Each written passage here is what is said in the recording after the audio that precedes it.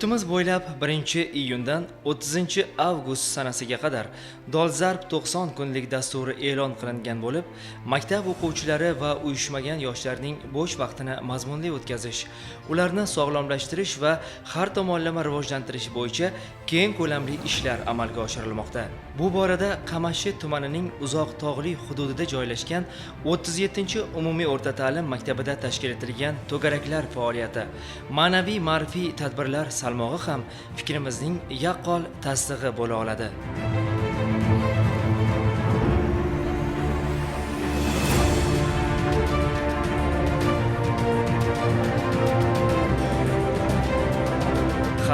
Yurtboshimiz o'z so'zlarida iste'dodli yoshlarni izlab topish va ularni maqsadli tarbiyalash borasidagi ishlarni kuchaytirish kerak. Ilmni, tarbiyani to'g'ri qilsak, hamma sohalarni malakali mutaxassislar o'zlari rivojlantiradi degan edilar. Shu kungi tadbir g'oyasi ham ushbu fikrlarni o'zida mujassam etdi. O'quvchi yoshlar yozgi to'garaklarda hunar o'rganayotganliklari, olgan bilimlarini ijodning turfa yo'nalishlari orqali namoyon etib berishdi.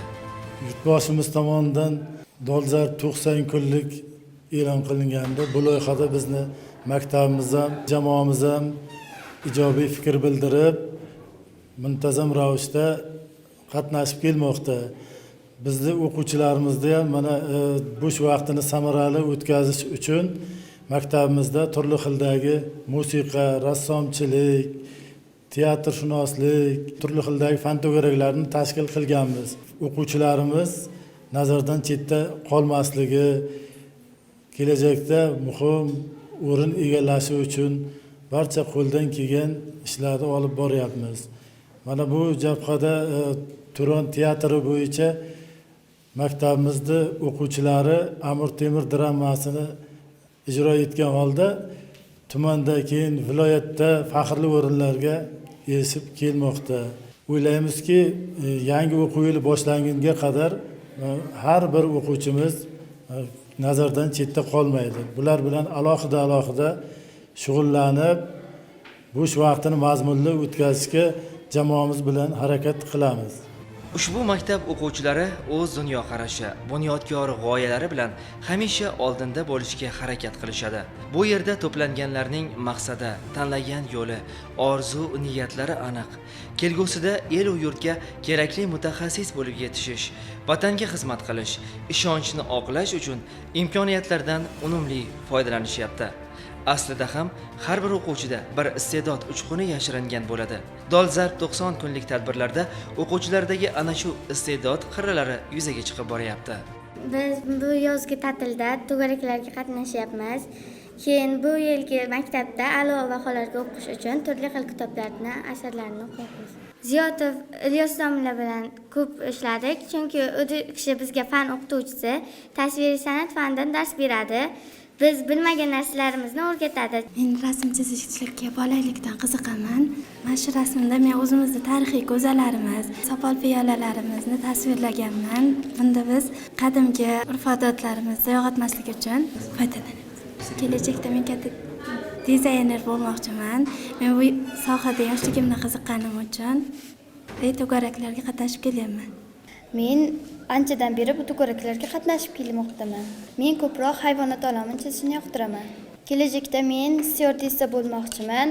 Hozirda ko'proq maktabimizda ingliz tili va rus tillari o'tilganligi uchun o'sha tillardan yaxshi o'rganishga harakat qilyapman. Yoshlar tarbiyasi, ta'limdagi islohotlar to'g'risida so'z ketganda, barkamol avlod tushunchasiga urg'u berib, uni O'zbekiston taraqqiyotining poydevori deb ataymiz. Dolzarb 90 kun g'oyasining asosiy tushunchalaridan biri ham komil insonni tarbiyalashdir. Komillikka yo'l esa ana shunday dadil qadamlardan boshlanadi. Biz to'g'risini aytadigan bo'lsak, Dolzarb 90 kunning ilk kunlarida salgina yuragimizda hadik bo'ldi.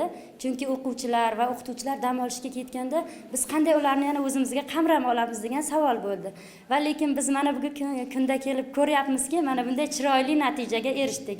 Ayniqsa mana hamkasblarimiz bilan birgalikda maktablariga borib yoki ular bizning maktablarimizga kelib fikr almashyapmiz va ulardan o'rganyapmiz yoki ular bizdan o'rganyapti. Kamchilik va yutuqlarimizga qarab tajriba tajribalarimiz oshayapti va ayniqsa bolalarimizni bo'sh vaqtlari mazmunli o'tyapti va biz bilan yana jonajon maktabda kelib bemalol o'zlari xohlagan to'garaklarga sport to'garagi deymizmi, fan to'garagi deymizmi, ijod to'garaklari deymizmi, hammasi bizda tashkil etildi va o'quvchilarimiz ham shunga javoban qiziqib barchasi biz bilan jamlashib kelib mana bugun juda ham chiroyli tadbirlarni tashkil etyapmiz.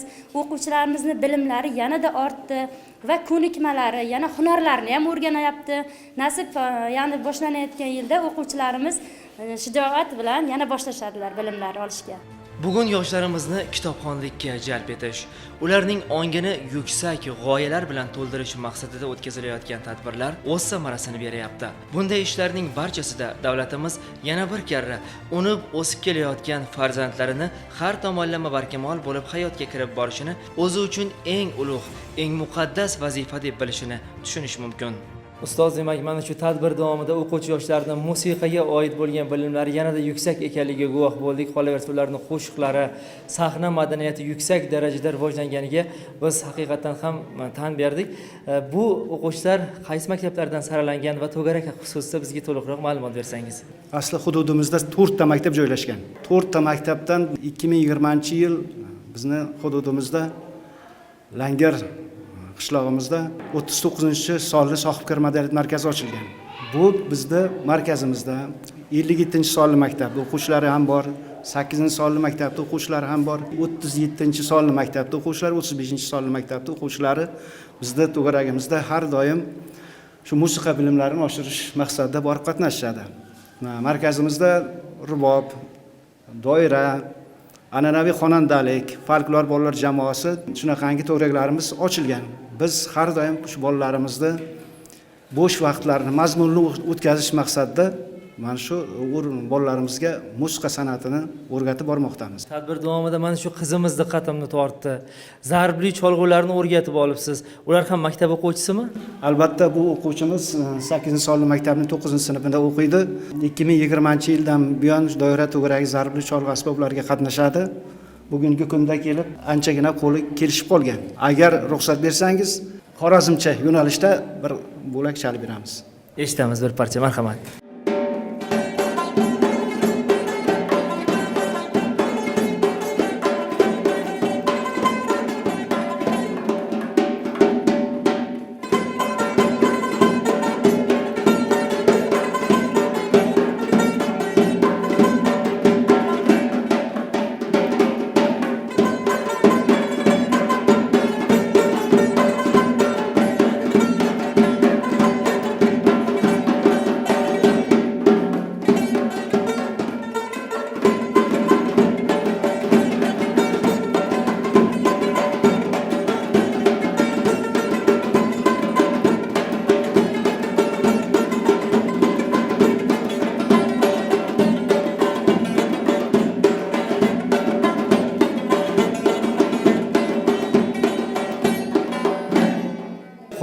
Juda ham kayfiyatimizni ko'tardinglar. Bugungi tadbir aynan sizni to'garak a'zolaringiz bilan ham mazmunli kechdi va mana shu yigitcha ham meni diqqatimni tortdi. Ustoz san'atkorlarimizni qo'shiqlarini maromida ijro etdi. Estrada ohanglarida ham o'ziga xos iqtidori bor ekan. O'zingizni tanishtirsangiz, necha yildan beri musiqaga mehr bog'lagansiz? Bu yo'nalishda qanaqa yutuqlarni qo'lga kiritgansiz? Men shu to'garakka 2020-yildan beri qatnashaman. Mening asosiy yo'nalishim folklor yo'nalishi. Qiziqishim an'anaviy xonandalikka ham qiziqib turaman va boshqa asboblarni ham o'rganaman. Mana shu ko'rib turganingizga yutuqlarga erishdik. Shu ustozlarim tufayli. Kelajakda rejalaringiz qanday? Kelajakda xalq artisti bo'lish. Hozir bizga tadbirda kuylagan qo'shiqlaringizdan bir chiroyli, bir chimdim kuylab bersangiz.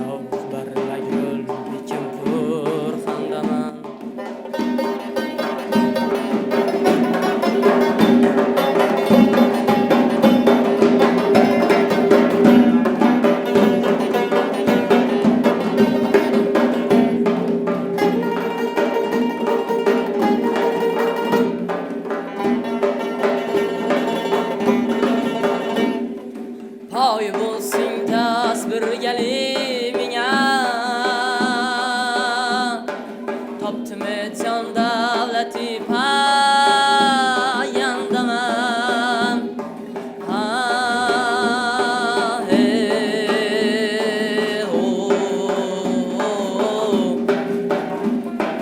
jonni berdim bir yo'la yo'lingda men ishqingda to qiyomat zindaman ishqingda to qiyomat zindaman jonni berdim bir yo'la yo'lingda men ishqingda to qiyomat zindaman ishqingda to qiyomat zindaman.